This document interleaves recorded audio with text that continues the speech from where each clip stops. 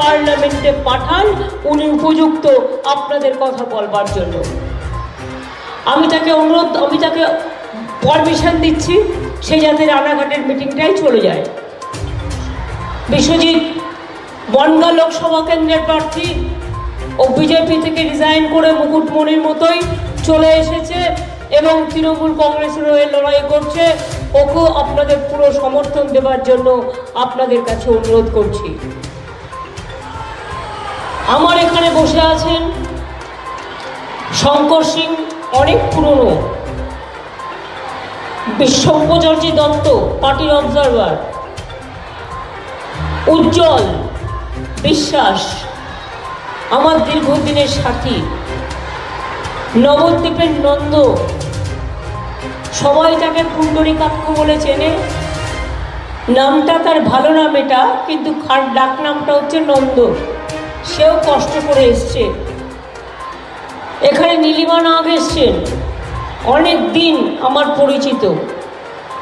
এছাড়াও অনেকেই এখানে আছেন ব্রজকিশোর গোস্বামী এমএলএ। আচ্ছা, উনি এখন আসতে পারেননি। উনিও উদ্বাস্তু পরিবার, তার জমির দলিল পাবে এবং চিরস্থায়ী ঠিকানা পাবে। ইতিমধ্যেই 42,000 উদ্বাস্তু পরিবারকে আমরা জমির দলিল দিয়েছি, প্রিওর রাইট দিয়েছি। রানাঘাটেও দেওয়া হয়েছে 27টা উদ্বাস্তু কলোনিকে। এছাড়া আপনাদের কৃষ্ণনগর এই জেলাতেও 11+3 14,000 পরিবারকে উদ্বাস্তু প্রিওর রাইট দেওয়া হয়েছে। আমি 2-3টে কথা বলবো আপনাদের। নদিয়ার, আপনাদের মনে আছে আমি যখন রেল মিনিস্টার ছিলাম, রানাঘাট গেদে ইলেকট্রিফিকেশন কে করে দিয়েছিল?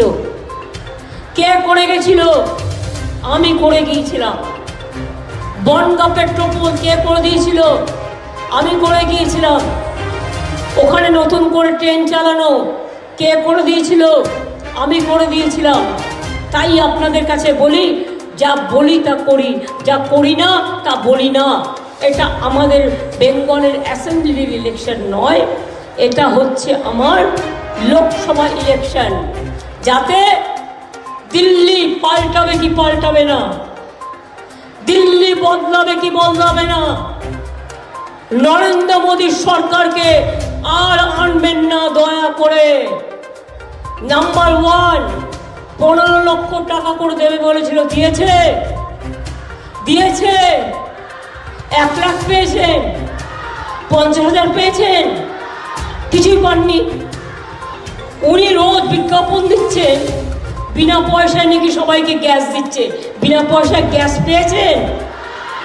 কিরকম বুঝুন, একটা প্রধানমন্ত্রী মিথ্যে কথা বলে? একটা